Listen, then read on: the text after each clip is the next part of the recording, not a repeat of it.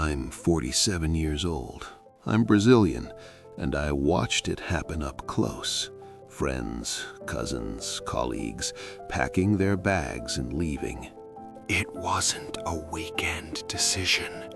It was a build-up, silent, slow, inevitable. One went to Portugal, another to Canada. Some went to the United States, others to Germany. Each one had a different reason, but the same face, exhausted.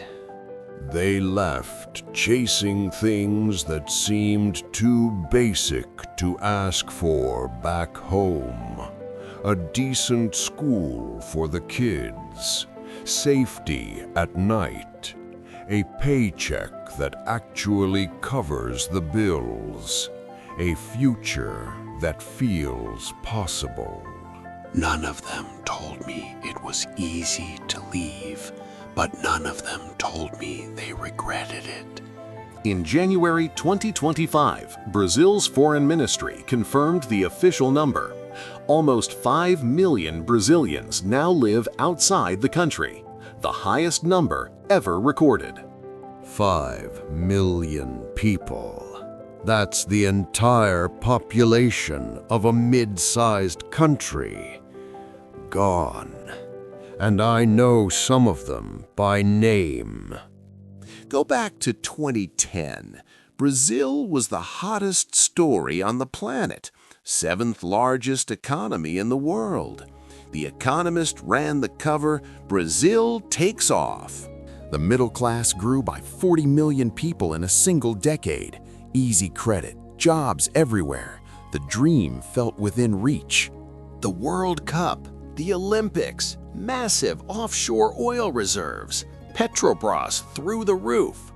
Brazil wasn't the country of the future anymore, it was the present. Then, 2013, the ground cracked. Not all at once, slowly, like a poorly built bridge. Inflation, unemployment, corruption playing out live on national television. The dream didn't die overnight. It just rotted. But the exodus didn't start with the poor. That's what nobody tells you. It started with the ones who had the most to lose and the means to actually go. A senior software engineer in Sao Paulo earns around $2,000 a month. The same professional in Toronto, 6 times that, in Canadian dollars. A doctor trained at a public federal university. 10 years of education, paid for by taxpayers. He grabs his diploma, applies for a visa, and moves to Portugal. No looking back. That's not ingratitude. That's math. And math doesn't lie. Remote work became the back door out. A software engineer in Brazil can live there today and get paid in dollars tomorrow. Many choose to live in Berlin instead. Golden visa in Portugal, work visa in Canada, Italian citizenship through a great-grandfather who sailed from Naples in 1910. It has never been this easy to leave. This isn't the immigrant washing dishes in Newark anymore. This is the software engineer flying straight to Silicon Valley. In 2024, Brazil recorded a mass exit of millionaires and billionaires. People moving billions in assets out of the country. Money that doesn't come back. Over 2 million Brazilians, the largest community, spread across Massachusetts, Florida, and California. And the real number is probably much higher. Undocumented people don't get counted. Portugal, over 500,000 and climbing. In 2024 alone, that number grew by more than 30%. Same language, European Union, public schools that actually work. Paraguay, 263,000, low taxes, open border, cost of living 60% cheaper. Many don't even cross an ocean, they just cross a bridge. UK, Germany, Spain, Japan, Canada, Italy, each with Brazilian communities above 100,000 to 200,000 people. Brazil is everywhere except in Brazil. Stop, take a breath, because this is where the story stops being about them and starts being about you. Every doctor who leaves took between $150,000 and $200,000 worth of public education with them. You paid for that. Canada gets the return. Every engineer who emigrates is a patent that won't be filed here, a startup that won't launch here, a job that won't be created here. Brazilians abroad do send money back to their families, that's real. But wire transfers don't fill the hole left by decades of exported talent.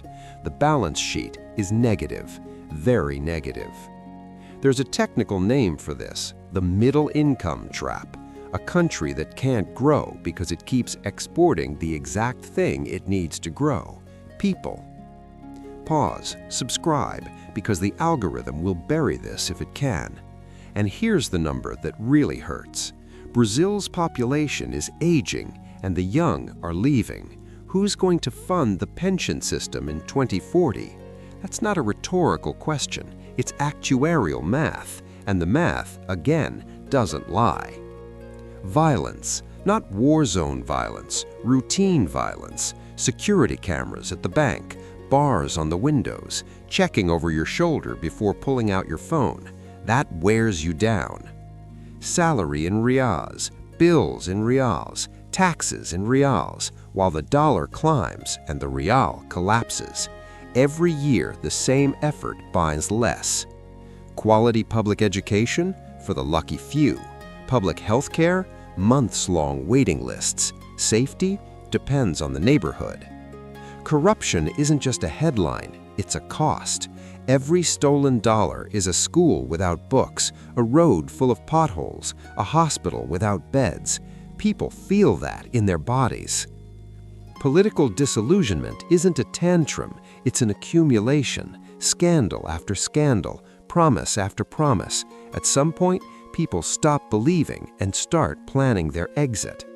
And then there's the quietest group of all, the ones who stayed but gave up on building anything here.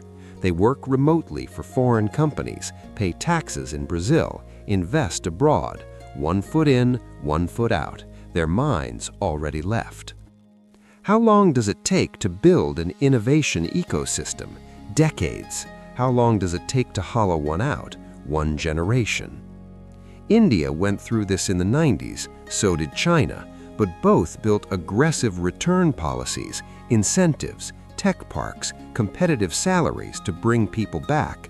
Brazil is still in the stage of pretending the problem doesn't exist. In Israel, an engineer who studied abroad and returns gets tax breaks for 5 years. In South Korea, the government actively hunts talent in the US to bring it home. Here, the government is still debating whether to raise income taxes. There's a word for what Brazil needs to build: brain gain, the opposite of brain drain. It's not impossible, it just requires wanting it. And that's the core problem. It's not a lack of resources, not a lack of intelligence, it's a lack of vision, a lack of collective will to decide that this country is worth building. Until that decision comes, the airports stay packed, every night, every week. Heavy bags, tired eyes. And Brazil gets a little emptier, a little older, a little slower. Here's the irony that cuts deep. Brazil spent decades building the most educated generation in its history, then built a country that generation didn't want to live in. It's not the fault of the ones who left. They just did what any rational person does when faced with an equation that has no solution. They solved it somewhere else. The question isn't why 5 million left. The question is, what happens to the next 5 million? Because they're already deciding right now while you watch this video. If this video made you think, subscribe, because this is the kind of story YouTube won't push on its own. You had to look for it, and you found it. Is this happening in your country too?